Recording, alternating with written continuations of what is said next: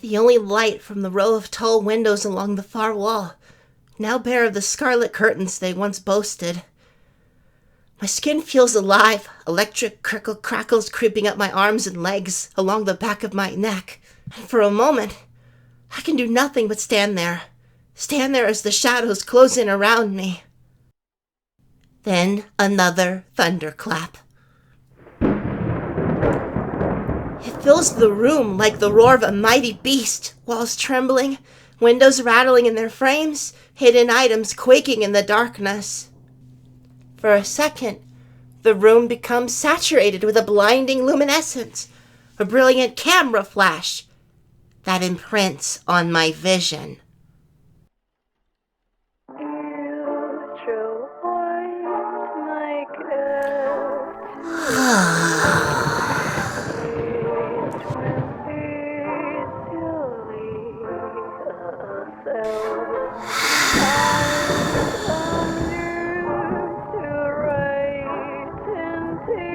My dear friends,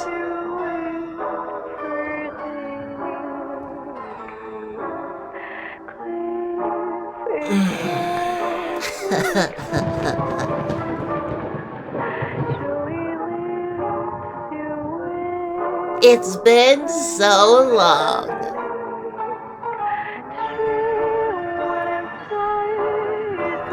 Orlam?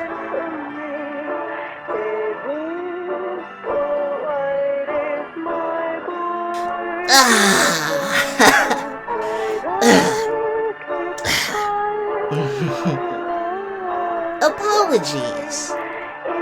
I would have made myself more presentable had I been informed of your visit.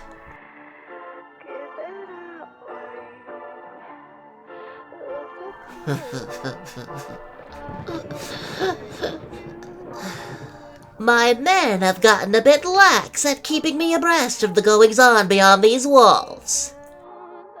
He looks awful.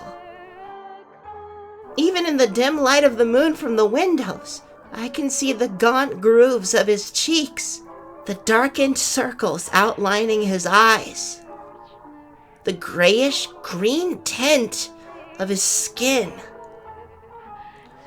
Your men? Ginzo takes a step forward, eyes sharp. You mean the homicidal were-rabbits prowling this place like long-eared bats out of hell? Orlam crosses his arms, nonplussed. They do get a bit testy sometimes, then waggles his finger matter-of-factly in the air. Nothing a little treat can assuage. I'll show you a little treat, you fuck! But Gidget cuts in before Genzo can start on his tirade. What the hell is going on here, Orlam? The castle, the rabbits, the state of this place. Orlam brings a hand to his chest in feigned shock. You're implying there's something wrong? He spins around with a flourish, lackadaisical smile playing on his lips. I admit it might take some getting used to, but it has its charm once you learn to see it. Charm, Genzo snorts. If you're the Grim Reaper, maybe. Orlam's smile widens. He tilts his head with a strange little sway. And here I'd almost begun to miss your irreverent witticisms.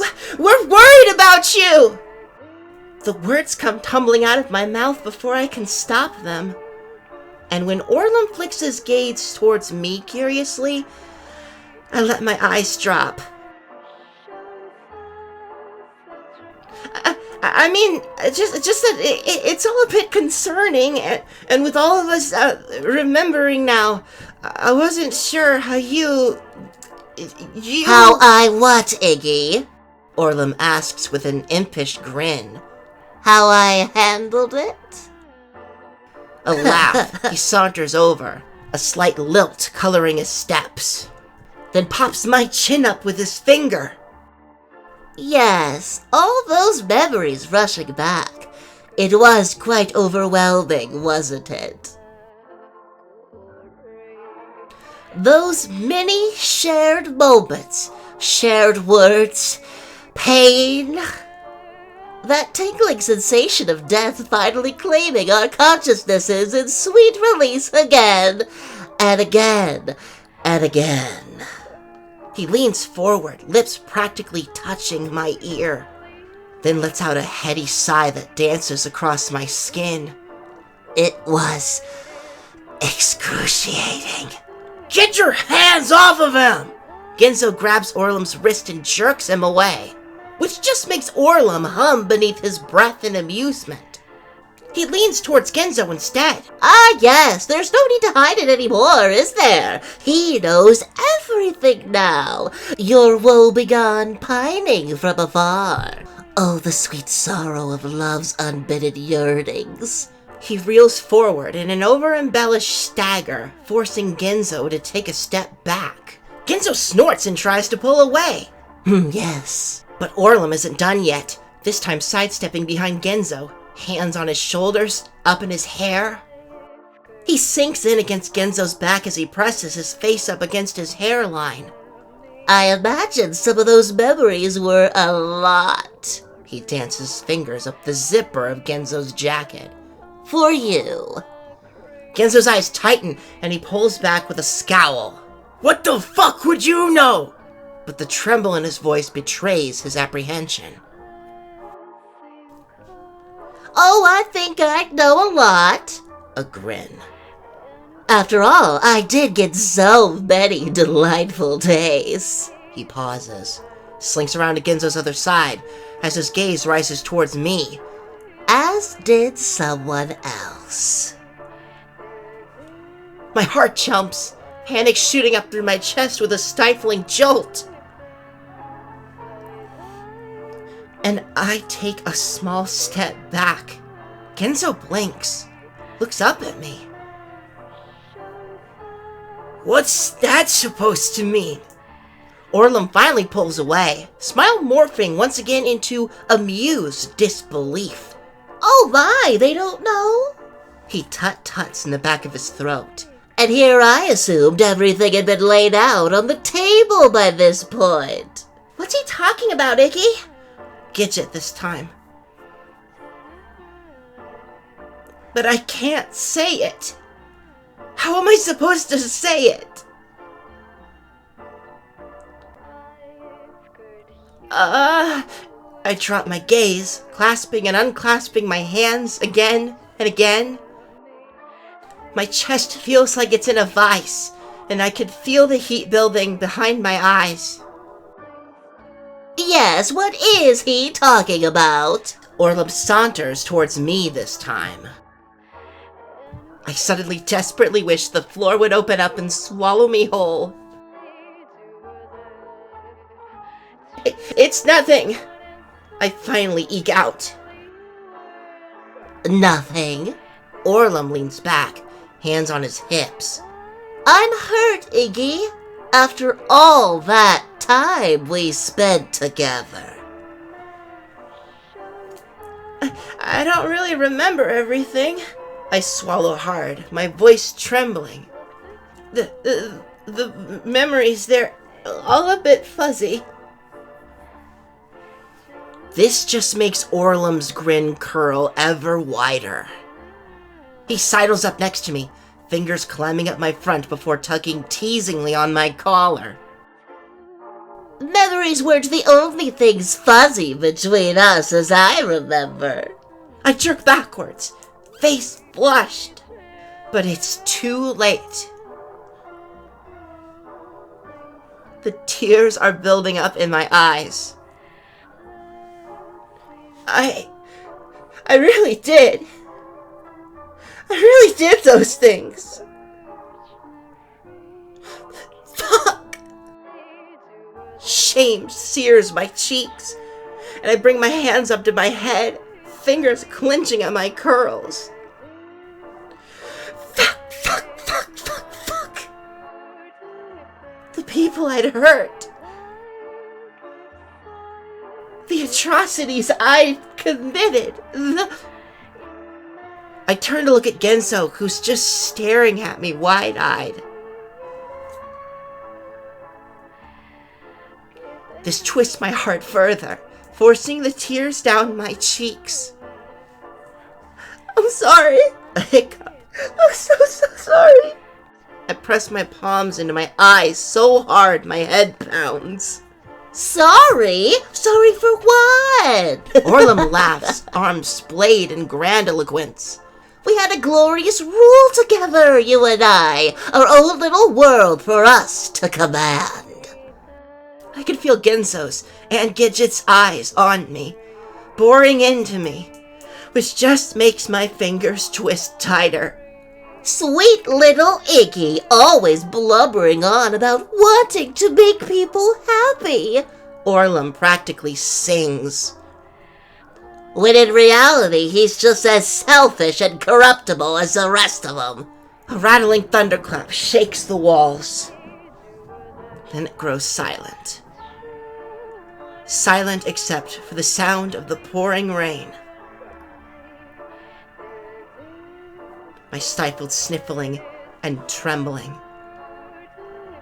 Next to me, Genzo coughs, clears his throat. So, you did some fucked up things, yeah? You know what? Who the fuck cares? Indeed. As if any one of the rest of us haven't done worse. I blink, lower my arms, part of me questioning my hearing as another part of me begins to unclench itself.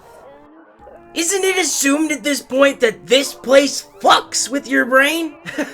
Genzo laughs. Who says we need to hold Iggs to some higher standard just because he normally has the gumption of a sun-dried peanut? He's already forgiven me for acts I myself deem unforgivable. Gidget's jaw goes tight.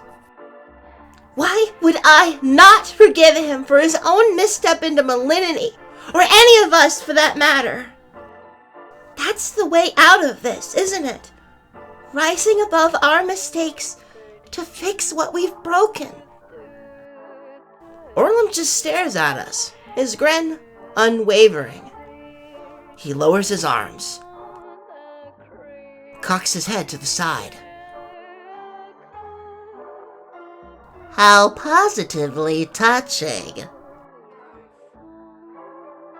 Orlam, I finally managed to say, my voice still choked with phlegm. Because I need to do something. I need to say something. Something to fix this. Fix him. Come with us. We're gonna put a stop to all of this. And then, because I don't know what else to do, I extend my hand. I see my fingers trembling in the darkness, illuminating in a flash of lightning from the window. Orlam takes a step back, then another, cocks his head to the other side.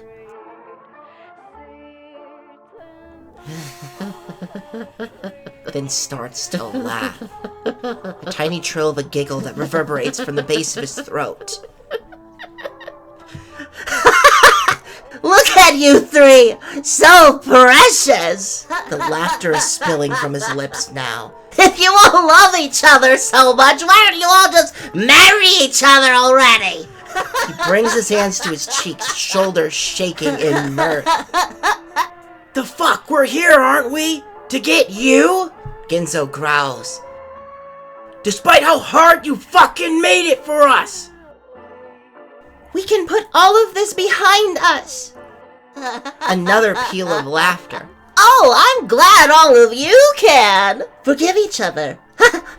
For your Wonderland transgressions. My suffering started long before that. No one needed to plunge into moral depravity to hate me, to abuse me. A sharp crackle of thunder punctuates his diatribe. Orlam, no one hates you. We all just... But Genzo goes stomping forward before I can finish. We're trying to help you, you dumb ungrateful fuck! He yanks Orlam by the collar with a shake. Orlam seems to find this absolutely hilarious. Oh, look at you! So forceful. He doesn't even try to pull away, head rocking back and forth limply beneath Ginzo's grip on his shirt. Have to show everyone that you're a big, strong man, is that it? How has that worked out for you? Has the knight finally bedded his bow? Ginzo's eyes go livid, and I see his grip tighten further still. Oh, but the tables have turned now, haven't they? Would you like to hear about it? All our delightful time together. How he felt next to me in bed. The sounds he'd make when I'd run my hands through his hair. A laugh, high-pitched and shrill in the back of his throat. How does it feel, knowing that no matter how hard you try, no matter how close you get to that idolized version of manhood in your head, you'll never get as close to him as I have? Ginzo's fingers are shaking now, tears springing to the corners of his eyes. Shut up! But Orlam's eyes are already glimmering with untapped mirth. So angry. Are you gonna hurt me? That's all you ever do, you know. Hurt people. A slowly festering disease that eats people from the inside out. Shut up! Don't you see? Orlam's eyes widen in growing excitement. Wonderland didn't need to turn you into a monster. You already were one! Heart clutching in panic, I start forward. Guys, Ah! Ginzo's roar cuts me off.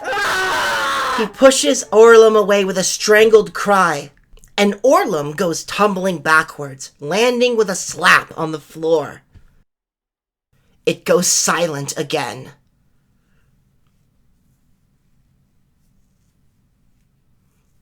Silent save the near-audible fizzle of tension crackling in the air. Ginzo, I whisper.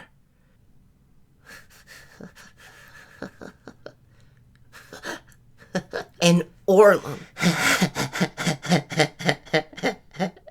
Orlam's laughing again. Harder this time. A giant belly laugh as he curls in on himself, feet kicking in delight. See? Nothing's changed! Tears are streaming down his face. Nothing's fucking changed! Something in the air seems to shift. A chill sweeping past my feet, past my cheeks, sending a trembling shiver up my spine. Orlam stumbles, lurches to his feet, still shaking with laughter, his entire body coursing with it. Except for one thing. He swipes his bangs to the side with a jerk of his hand, head and shoulders rocking backwards, like a broken doll. Then starts unbuttoning his shirt.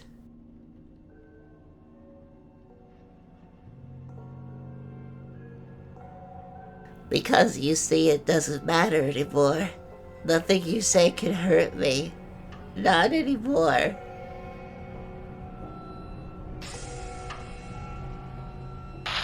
That's when we see it.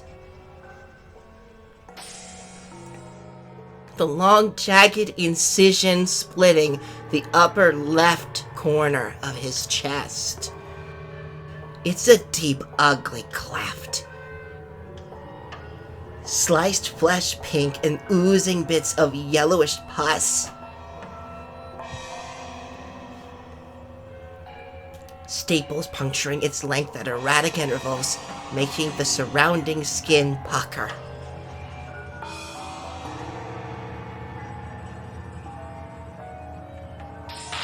I can't feel More laughter, the force of it, making his bangs bounce against his cheeks. anything anymore! Orlam! I start, eyes trembling in their sockets. What did you do to yourself? He stumbles forward, nearly tumbling to the ground, before righting himself with a delighted squeal. The three of us take a step backwards, unable to look away. Do to myself? He hunches forward, pupils shrinking to the size of pinpricks as his grin curls impossibly wide. I made myself into a god, Iggy! Another cascade of laughter. It shakes his frame in heaving jolts. Nothing can hurt me anymore! All those memories of pain and suffering, they mean nothing to me! I can live my life in glorious, anesthetized apathy! What the fuck? Even Genzo looks terrified, the color draining from his face. Orlam takes another step towards us.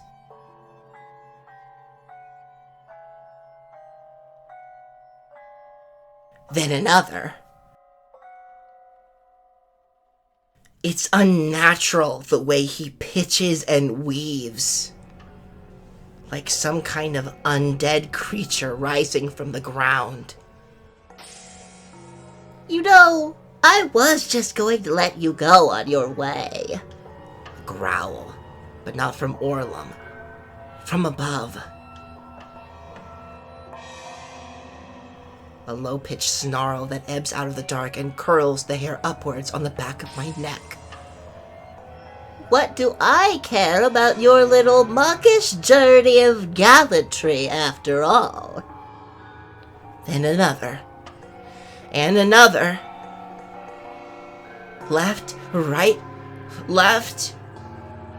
From further back in the room, shrouded in shadow, but approaching. Closer and closer. But now you've got me reminiscing again. All those dearly beloved moments we shared. Our upper-rose camaraderie. Orlam! I start, but my voice gets stuck in my throat. And Genzo backs up into me, his body ramrod stiff. All three of us just staring. Staring. Yes! How could I let you just leave after this touching reunion? Orlam raises his hand, bony wrist bent backwards at a surreal angle, and thumb and middle finger pressed together. After all, I do so love when we all hang out. Ha! He snaps his fingers, and in that instant the room goes bright. Lights flickering on one after another, illuminating the space, illuminating the... I suck in my breath, eyes nearly popping out of my skull. There's so many of them. I bring my hands to my mouth as my stomach lurches. Bodies. Flayed bits of gore and defilery. Hanging from meat hooks, looped around chains and manacles. Carcasses with bones and tissues exposed. Innards dangling like sausage links at a butcher's. They hang from the ceiling, from the walls, off the bedpost. So much, and so many of them. Metal cages housing half-eaten corpses. Viscera strewn over furniture. And rabbits. So many fucking rabbits lying amongst the gore, mouths smeared with it, spittle hissing around their teeth. Their growls rise as they start towards us, low and crouched as they slink through the carnage.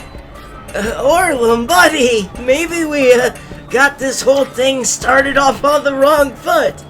Genzo attempts to smile, hands waving in front of him. What happened to all that vainglorious bravado now? Genzo steps backwards and nearly trips. Pathetic. Can't even threaten a guy properly. Orlam's eyes flash, grin curving, and I see Genzo's eyes widen in faint recognition.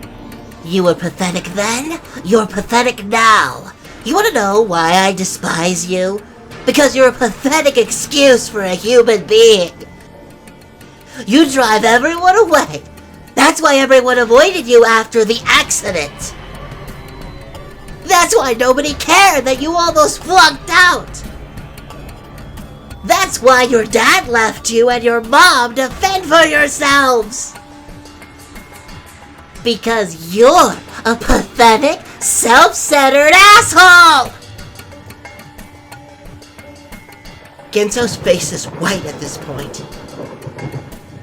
His eyes strained, his pupils shaking, his brow sunken. And Orlam raises his hand a second time, pads of his middle finger and thumb kissing. And I don't need you in my life anymore.